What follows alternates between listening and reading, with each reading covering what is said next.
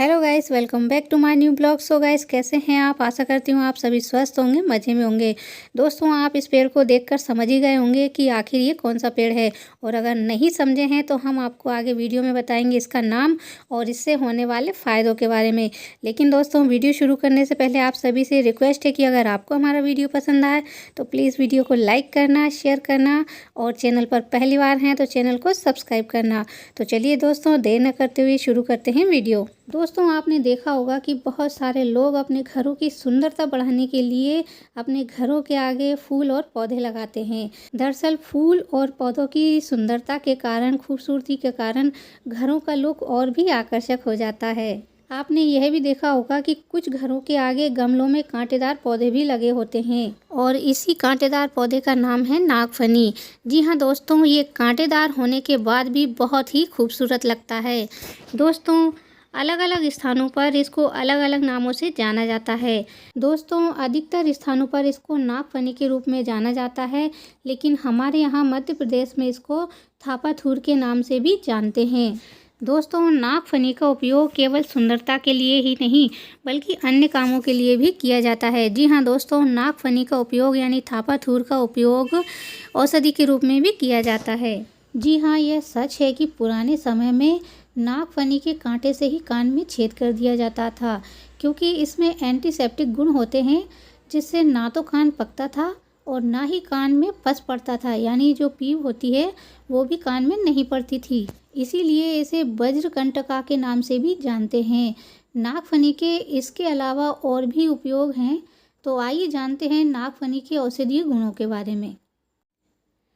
नागफनी एक ऐसा पौधा है जो सूखे तथा बंजर स्थानों पर उगता है। जी हाँ दोस्तों, जहाँ पर पानी की कमी होती है वहाँ पर भी ये पौधा उग जाता है।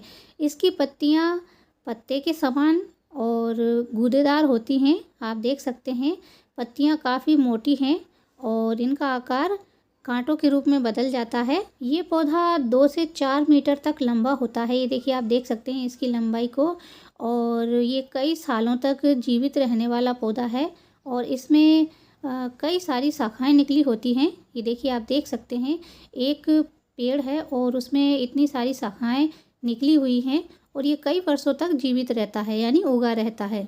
नागफनी यानी थापाथूर को बहुत कम पानी की आवश्यकता होती है। इसमें अधिकतर कांटे होते हैं और इसके कांटे बहुत ही मजबूत होते हैं। दोस्तों, नागफनी का जो फल होता है वो गोलाकार होता है, और इसका आकार यानी जो फल होता है उसका आकार थोड़ा थोड़ा जो नाशपाती होता है उसकी तरह भी दिखाई देता है। इसका फल बहुत ही महत्वपूर्ण होता है, यानी बहुत ही फ़ायदेमंद होता है इसका फल, और जब ये फल पक जाता है ना तो ये गहरे लाल रंग का दिखाई देने लगता है। नागफनी यानी थापाथूर में जो फूल और फल आने का समय होता है वो अप्रैल और सितंबर के महीने से लेकर नवंबर और दिसंबर तक का होता है। नागफनी स्वाद में कड़वी, पचने में मधुर और प्रकृति में बहुत गर्म होती है।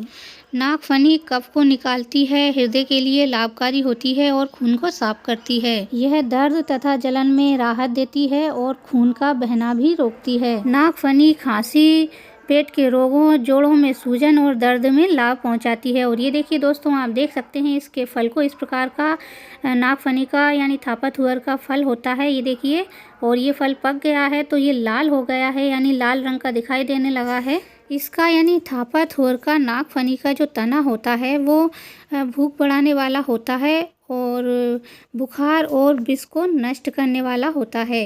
नागफनी यानी थापाथूर का प्रयोग आँखों के लिए लाभकारी होता है।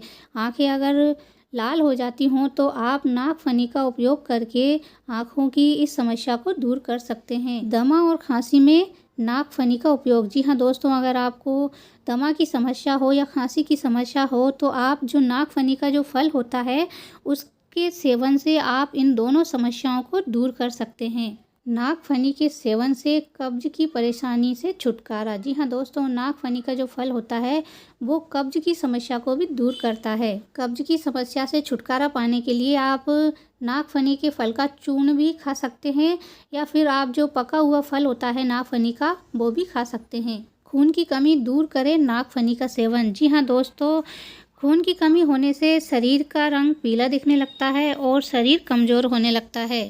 ऐसे में करें नागफनी के फल का प्रयोग। जी हाँ दोस्तों, जब खून की कमी होने लगती है शरीर में तो आप नागफनी यानी थापाथुअर का जो फल होता है, पका हुआ फल होना चाहिए, उसको तोड़कर उसके कांटे साफ कर लें और उस फल को आप हल्का सा सेक करके अगर खाएंगे, आग में आप सेक करके भून करके अगर खाते हैं तो आपके शरीर में जो खून की कमी है वो भी दूर होगी और आपका शरीर पीला भी नहीं पड़ेगा। ल्यूकोरिया यानी सफ़ेद प्रदर में भी नागफनी बहुत ही लाभकारी होती है। नागफनी दर्द, जलन और सूजन आदि में भी आराम पहुंचाता है।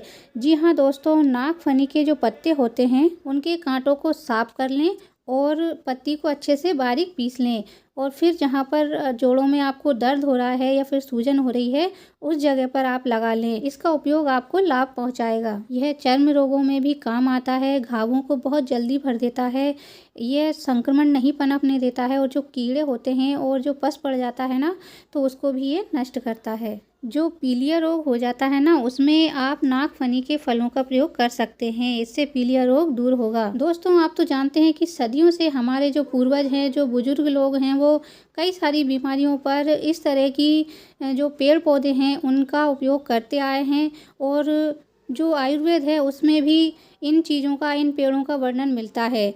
तो दोस्तों, आप जब भी अगर किसी बीमारी पर, किसी रोग पर या किसी संक्रमण पर इन चीज़ों का उपयोग करें तो आप एक बार डॉक्टर की सलाह ज़रूर लें, क्योंकि समय बदल चुका है और कई तरह की नई नई बीमारियां, नई नई परेशानियां होने लगी हैं। तो दोस्तों, आप उपयोग करने से पहले एक बार डॉक्टर की सलाह ज़रूर लें। उम्मीद है कि आपको हमारी ये जानकारी पसंद आई होगी। तो दोस्तों, जानकारी पसंद आई हो तो वीडियो को करें लाइक और चैनल को करें सब्सक्राइब।